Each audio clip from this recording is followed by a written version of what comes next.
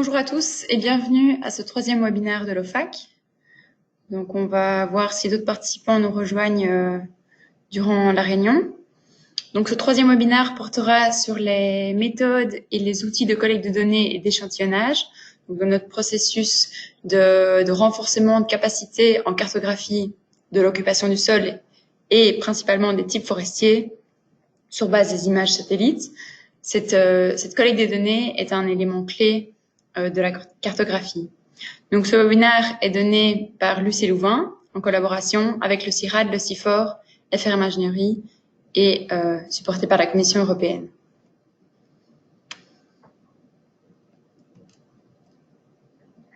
Donc, ce webinaire est le troisième d'une série de 5 webinaires. Vous pouvez retrouver les enregistrements des précédentes présentations sur le site de l'OFAC, donc de l'Observatoire des forêts d'Afrique centrale. La première présentation portait sur l'acquisition des images sentinelles, donc des images satellites. On a présenté les plateformes. Ensuite, la deuxième présentation portait sur les typologies. Donc, on a proposé une typologie, on a montré la logique derrière la construction de ces typologies. On reviendra rapidement sur cette construction et sur la typologie. Et aujourd'hui, on va donc traiter des collectes de données. Donc, veillez à ne pas enclencher le micro durant le webinaire, sauf si, évidemment, on fait un tour de parole pour que vous partagiez votre expérience. Si vous avez des problèmes de micro, voilà de son, pardon, voilà ce qu'il faut faire. J'espère que tout le monde m'entend. Donc, durant ce webinaire, je vais vous introduire à nouveau, pour ceux qui n'ont pas encore suivi de webinaire, à l'OFAC et au projet RIOFAC. Donc, ces webinaires, ils sont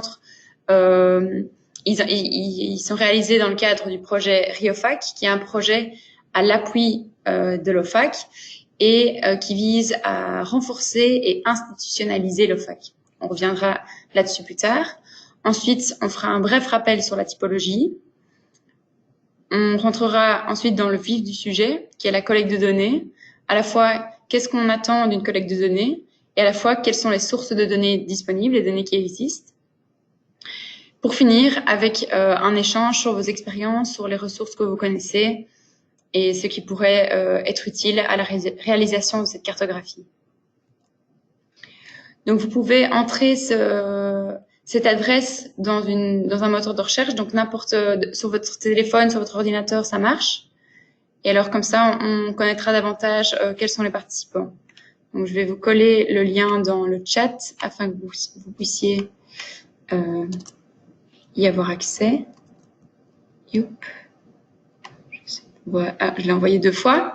Voilà, donc vous pouvez entrer ce lien dans la barre de recherche. Et alors, vous pouvez voter sur vos expériences. Vous pouvez voter pour vous présenter. Donc, pour nous dire de quel pays vous venez. Donc, comme ça, on en sait davantage sur vous.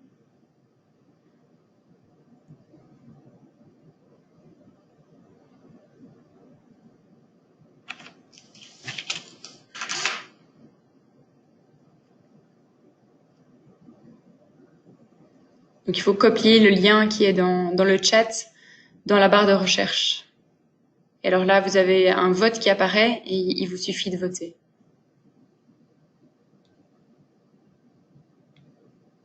Bon, je vois que tous les participants n'ont pas encore pu voter.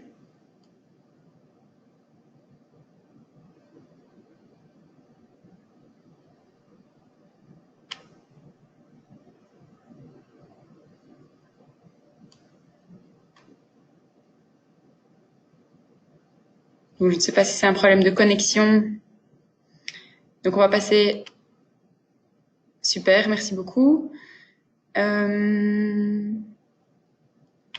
les autres participants, si vous n'arrivez pas à entrer dans les questions, vous pouvez mettre en commentaire dans le chat si nécessaire.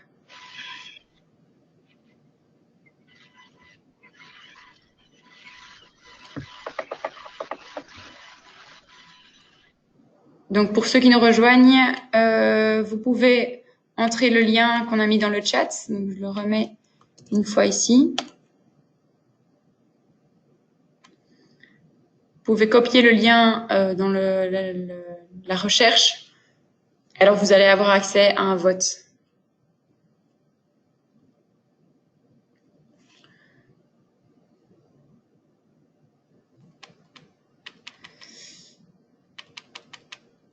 Super. Alors, on va passer à la question suivante. Donc, de quel type d'organisation venez-vous? Donc, par exemple, monsieur, ici dans les commentaires, vous venez sans doute d'un centre de recherche. Voilà, donc je vous invite à voter donc sur la même page que précédemment.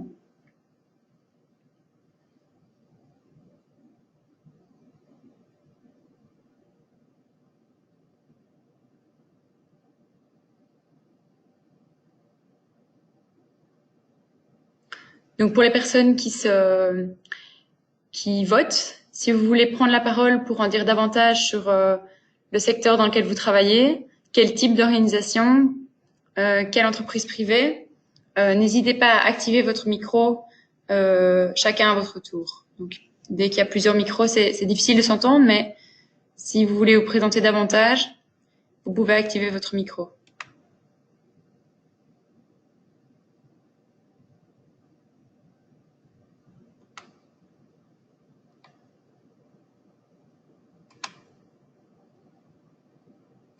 Ou à nouveau le mettre en commentaire dans le chat, comme ça on sait à qui on s'adresse. Très bien, merci pour vos réponses. Et alors on va retourner à la présentation. Donc ça c'était pour vous connaître davantage, donc bienvenue à ce troisième webinaire.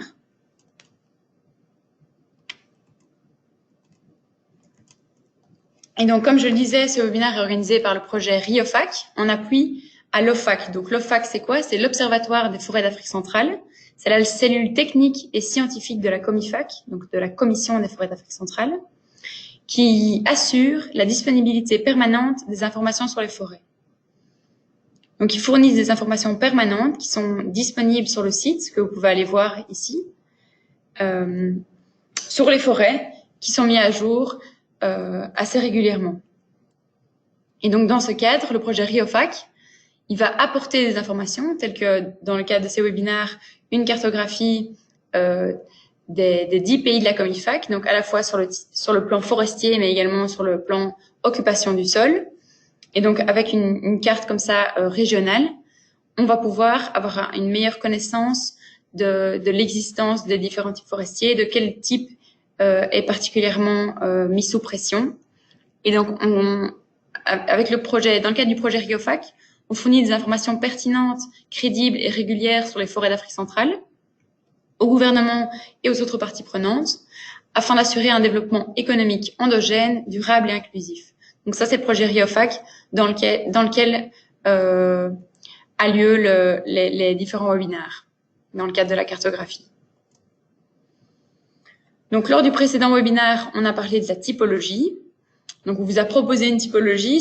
Cette typologie, elle a été soumise à la COMIFAC. Et donc, on attend un retour de la COMIFAC sur la typologie proposée. Et donc, il y avait une typologie d'un premier niveau, donc assez basique, qui est en concordance avec le GTOS, qui est le Global Terrestrial Observing System. Et donc, il y a les 8 classes représentées ici. 7 classes sont représentées dans le GTOS.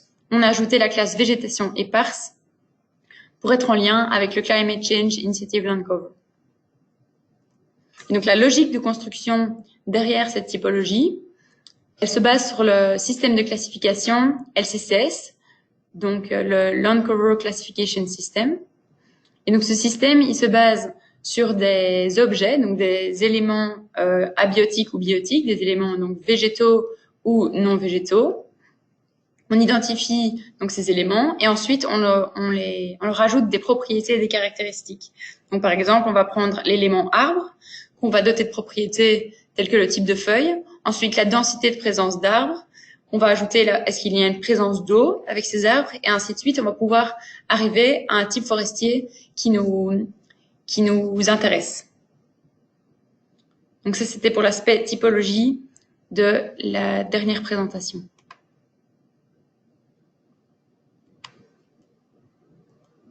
Pour aller maintenant dans le vif du sujet, donc sur la collecte de données. Donc dans le cadre, comme je vous ai dit, de RIOFAC, on met en place une cartographie de la sous-région. Et cette cartographie, elle passe par différentes étapes. Donc d'abord l'acquisition de données, qui était le premier webinaire. Donc l'acquisition, dans notre cas, des images Sentinel-1 et Sentinel-2. Ensuite, du pré-traitement de ces données. Une fois que ces données sont pré-traitées, on peut lancer une classification. Et ensuite, on a un résultat qu'on doit valider. Ici, on est à l'étape où on veut lancer la classification, mais il nous faut des données pour entraîner les algorithmes de classification. Donc, il nous faut des données qui peuvent être de différentes sources pour entraîner les algorithmes de classification.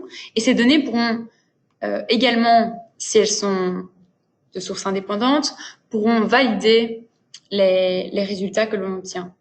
Donc, ce qui est important pour la calibration, c'est de représenter l'étendue de la signature spectrale de ce qui représente une certaine classe. Donc, par exemple, dans le cadre d'un champ, pour pouvoir identifier spectralement un champ, il va falloir qu'on ait à la fois la couverture lorsque le champ est en croissance, lorsqu'il n'est pas nu, et ensuite, il va falloir avoir des échantillons, des données spectrale quand le champ est nu pour pouvoir identifier que c'est un champ et non pas que c'est une prairie, par exemple. Donc ça, c'est la diversité spectrale qu'on a besoin pour la calibration. Pour la validation, donc les données dans la validation, elles nous permettent d'estimer l'exactitude du produit. Donc de donner une valeur à ce produit. Et donc voilà, on veut couvrir l'ensemble de la diversité des situations qui existent dans les différentes classes, dans le cadre de la calibration. Et on veut un échantillon de données qui est statistiquement robuste afin d'être objectif dans notre validation et indépendant dans la détermination de cette exactitude. On ne veut pas qu'il y ait de biais dans cette validation. Et donc, un échantillonnage robuste, ça passe notamment par une bonne répartition des différents objets, des différentes données dans le territoire. Ça passe également par une bonne connaissance des objectifs finaux lors de la collecte des données. Donc, si on a des données qui ne sont pas cohérentes avec ce que nous espérons au final, ces données ne seront pas utiles. Et donc, c'est pour ça qu'il faut établir une typologie consistante avant de récolter ces données. Et ensuite, il arrive qu'on fasse une stratification selon soit le zonage agroécologique ou par exemple des régions climatiques pour avoir l'éventail de la diversité qui existe pour les différentes classes. Donc les sources de données, elles peuvent venir de différents endroits. Donc on a les données collectées in situ, donc sur le terrain, avec des applications maintenant qui facilitent la collecte de données. On peut également utiliser des outils en ligne tels que OpenStreetMap, ou plutôt des données en ligne libre d'accès. On peut utiliser des cartes existantes. Et on peut utiliser également l'avis d'experts sur des images à haute résolution qui vont photo-interpréter ce qu'ils identifient sur base de ce qu'ils connaissent du territoire. Et donc, les premières sources de données, c'est les collectes de données in situ. Donc, l'avantage de cette source de données, c'est qu'il y a une vérité de terrain. Donc, si la donnée est correctement prise et correctement géoréférencée grâce à un GPS, on a alors une source fiable de ce qu'on observe. On est sûr qu'on observe cela, même s'il y a une subjectivité dans l'identification. Mais ce n'est pas l'interprétation d'une image, c'est l'interprétation du terrain. On a des informations différentes que l'information fournie par une image satellite, car on a une perspective différente. On peut observer différentes choses qui ne seraient peut-être pas visibles sur l'image. Par contre, ça a un coût, car ça prend énormément de temps. Donc, par exemple, pour couvrir l'ensemble du bassin, pour avoir des points dans l'ensemble du bassin du Congo, ça prendrait énormément de temps et donc ça aurait un coût considérable. Et alors, en plus, il y a des zones qui sont très difficiles d'accès, et notamment en forêt tropicale, c'est régulièrement le cas. Mais des données existantes, ça peut être aussi des données de terrain, ça peut être des données qui existent déjà, donc de type, par exemple, d'inventaires forestiers locaux ou nationaux. Donc ça, c'est des données que l'État pourrait demander qu'on répertorie et qui pourraient donc être utiles aussi à des classifications comme nous le faisons. Ou par exemple, les inventaires des aires protégées. Donc ça, c'est des données qui nous intéressent. Et donc, je vous propose de retourner sur la page qu'on avait mentionnée, sur laquelle on avait été plus tôt pour les votes. Donc, dans le chat, je vous la remets. Donc, pour ceux qui viennent de nous rejoindre, vous pouvez aller sur la page où l'adresse est mentionnée ici, afin de répondre aux questions qui sont posées.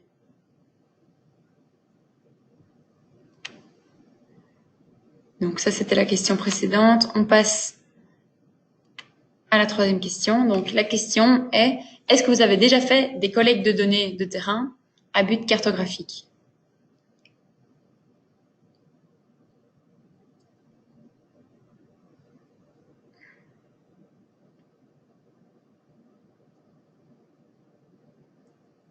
Donc c'est encourageant de voir que les participants ont de l'expérience de terrain.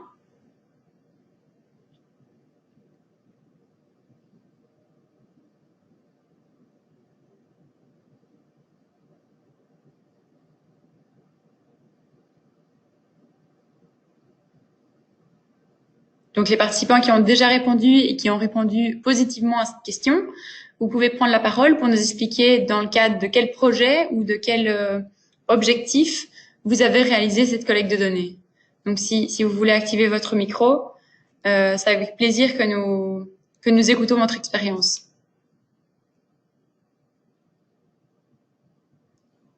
Vous pouvez également partager cette expérience dans le chat.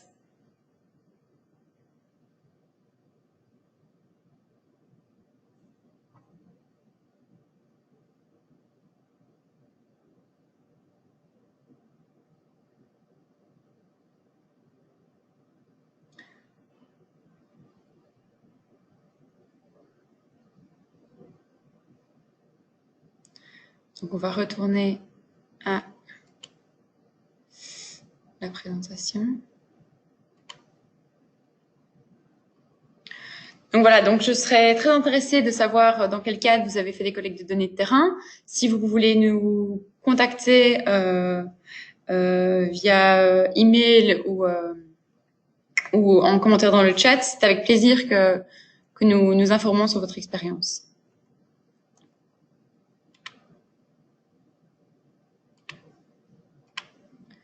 Donc une autre source de données, c'est OpenStreetMap. Donc ça, c'est une base de données cartographique numérique qui se construit sur base de l'information géographique volontaire qui provient du crowdsourcing, donc de vous et moi qui ajoutons nos connaissances de notre environnement sur cette base de données.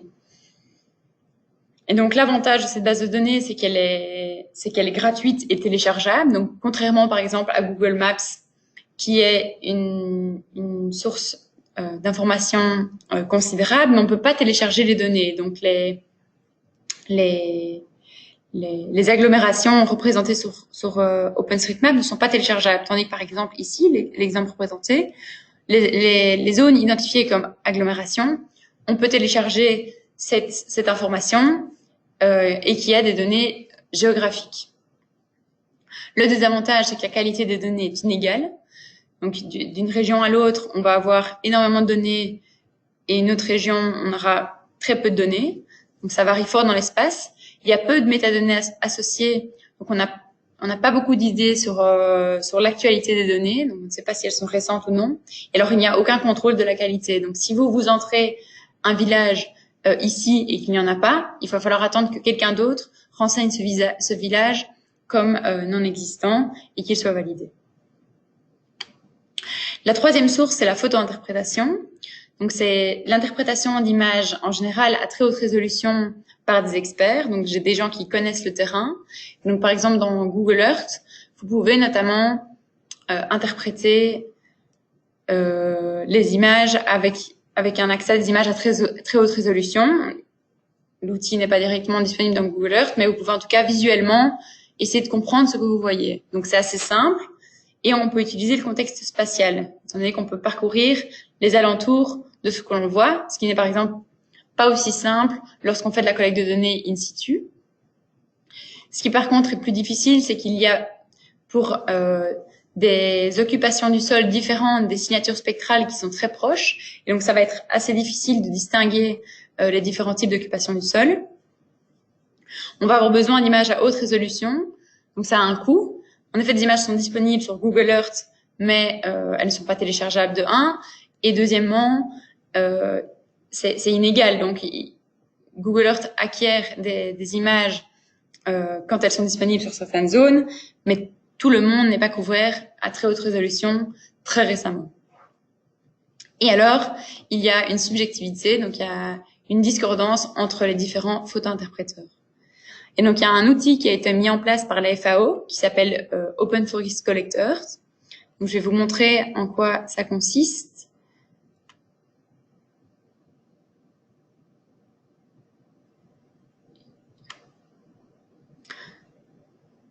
Donc, nous voilà dans Google Earth, donc qui est lié avec cet outil Collect Earth. Et donc, ici, j'ai créé une démo pour le webinaire. Les points rouges, où il y a un point d'exclamation rouge, ça signifie qu'il n'y a encore rien qui a été identifié. On peut cliquer sur le point. Il va aller le localiser. Donc, ici, c'est réparti partout dans le monde. Il va aller le localiser. Donc, je ne sais pas si l'image suit assez vite chez vous, mais on a donc un carré qui se représente sur une image à assez haute résolution. On peut cliquer sur ce carré. Et alors, la légende que l'on a définie au préalable s'affiche. Et donc, si par exemple, je veux définir que ça, c'est un arbre, et ensuite, dans mon deuxième niveau qu'on me propose, je veux définir que c'est un arbre cultivé, et je peux, par exemple, mettre en commentaire que c'est une plantation agricole, si c'est comme ça que je définis. Si par contre, j'avais cliqué sur naturel ou semi-naturel, dans notre cas, on arrive alors sur la densité, qui va me donner dans lequel je peux ajouter la densité des arbres présents dans le carré. Et ainsi de suite, on va pouvoir identifier, grâce à des sous-niveaux, quelle occupation du sol est représentée ici. Et on pourrait s'arrêter au premier niveau, à juste occupation du sol, et identifier que ce sont des arbres. C'est nous qui décidons de la construction de cette légende proposée dans l'interface Collect Earth.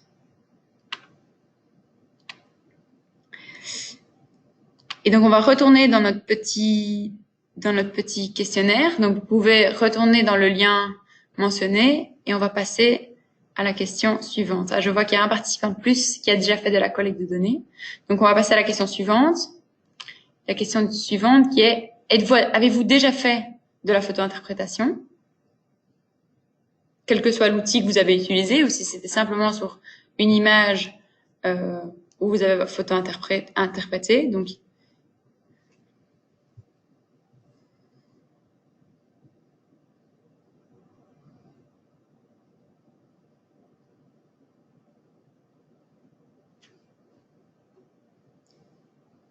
Donc, on a des participants qui sont assez familiers avec la collecte de données, j'ai l'impression. Donc, à nouveau, si vous voulez partager votre expérience de photo-interprétation, quel outil vous avez utilisé, dans quel cadre, vous pouvez prendre la parole ou le mentionner dans le chat.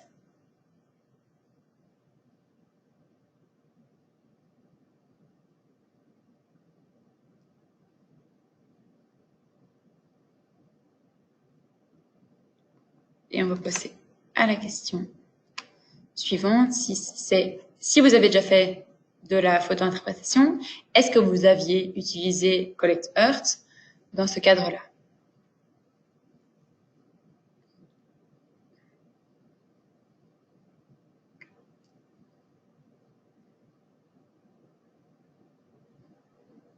Je vois qu'il y a un participant qui a déjà utilisé Collect Earth, 2 participants.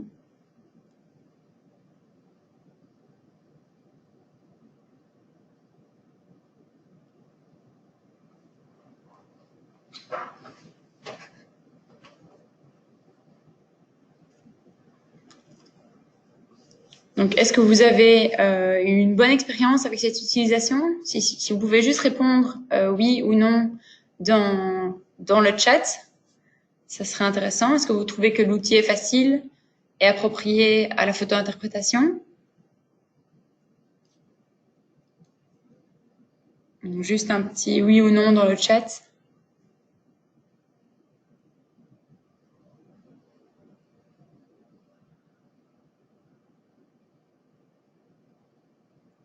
On va retourner à la présentation. Ah, voilà.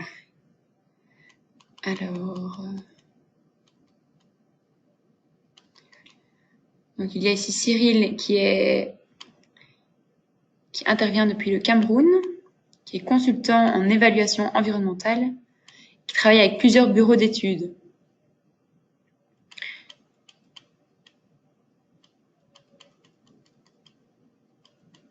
Ok, super de partager vos expériences, c'est très bon à savoir. Si vous voulez mettre votre adresse email dans le chat, on pourrait peut-être échanger à ce sujet-là pour pouvoir vous recontacter par la suite.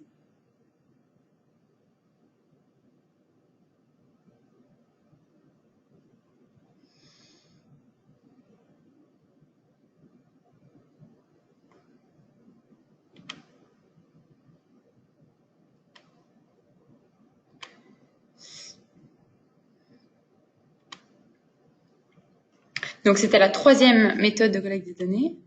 Et alors, la 4e méthode, c'est l'utilisation de cartographies existantes. Donc, on va avoir des cartes de tout type qui pourront nous intéresser. Donc, par exemple, on va avoir la carte Global Human Footprint qui va recenser les agglomérations dans le monde entier. Et donc, on va pouvoir utiliser cette carte si on veut, par exemple, entraîner notre algorithme avec des données d'agglomération que nous n'avons pas. Donc ça, c'est par exemple une source de données qui peut être utile, ou par exemple pour la validation, si on veut voir si on a bien identifié les agglomérations et qu'on n'est pas sûr sur base simplement de l'image, eh ben on peut aller voir des cartes existantes. Et donc il y a des cartes de tout type, des cartes déjà des types de forêts, mais qui vont être moins précises ou à une résolution moins bonne que la carte que nous voulons réaliser. Il y a des cartes plus anciennes, mais qui ont beaucoup d'informations. Et donc ça, c'est les cartes à échelle globale ou régionale ça fait partie des cartes qui existent. Évidemment, il y en a de nombreuses autres, mais c'est le type de carte qui nous intéresse. Ensuite, on a des cartes plutôt à l'échelle nationale. Donc, il y a des cartes qui sont plus anciennes.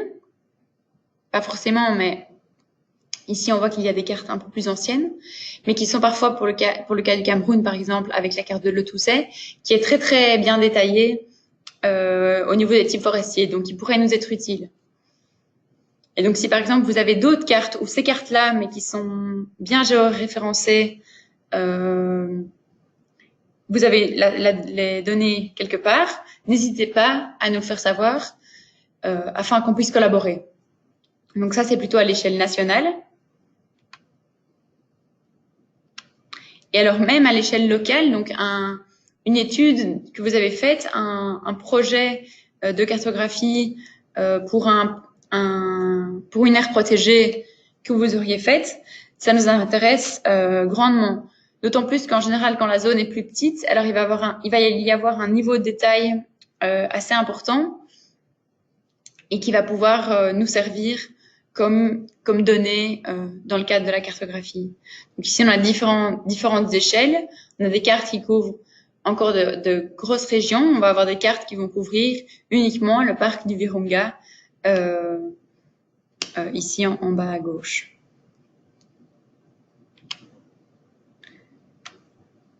Donc voilà pour la présentation sur la collecte des données.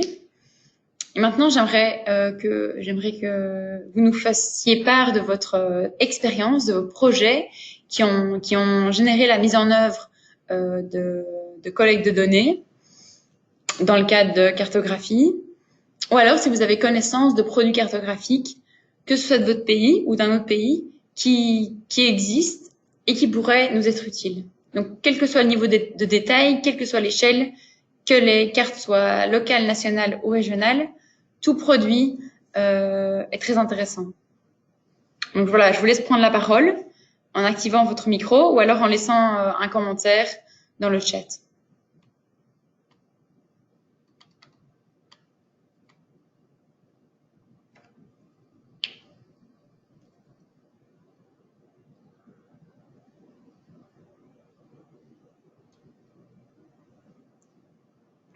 Donc c'est important pour nous de savoir ce qui se fait en Afrique centrale, de connaître les méthodes, de connaître les possibilités. Donc on a des idées, mais est-ce que la mise en œuvre est possible en Afrique centrale? C'est important d'avoir votre point de vue. Donc n'hésitez pas à partager votre expérience.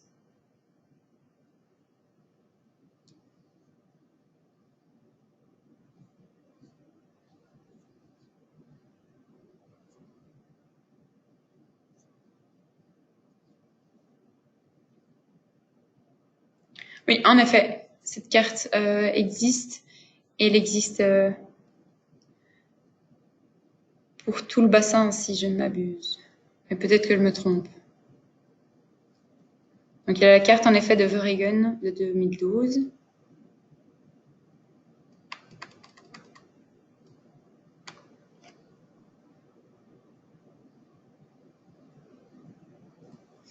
Donc si là vous n'avez pas accès, vous ne vous souvenez plus d'un quelconque projet qui est en lien avec cette collecte de données ou avec les produits cartographiques, n'hésitez pas à revenir vers nous plus tard, donc par email ou via l'OFAC. Ah oui, voilà, pour tout le bassin du Congo, on est d'accord. Donc pas uniquement pour la RDC.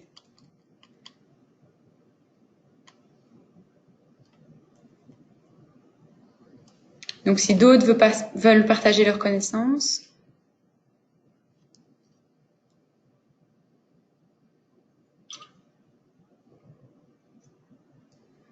Alors je pense qu'on peut clôturer ce troisième webinaire. Déjà, merci beaucoup pour votre participation.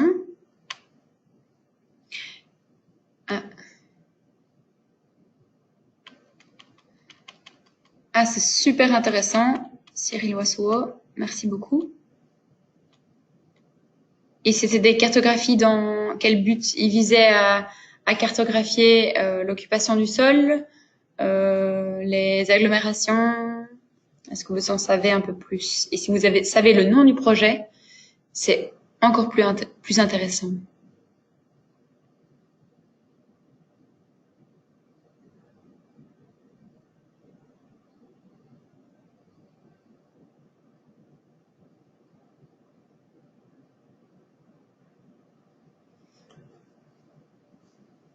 Donc si ça ne vous revient pas comme ça, on pourra en rediscuter plus tard par email. On essaiera d'échanger à ce sujet, car ça pourrait nous être très utile. Et alors le prochain webinaire se tient le jeudi 26 septembre, donc dans 2 mois. Il portera, lui, sur les méthodes de classification numérique, donc vraiment dans la création des cartes.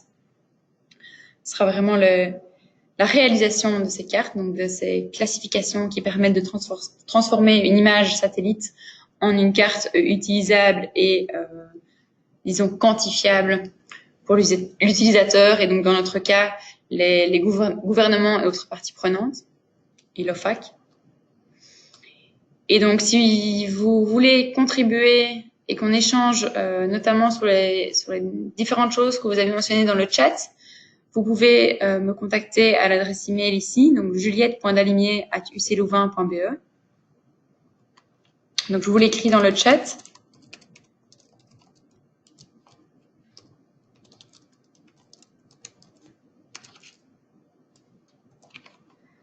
Voilà. Et donc, merci à tous pour votre contribution, votre participation. Et alors, on abordera donc les classifications numériques lors du prochain webinaire. Au revoir.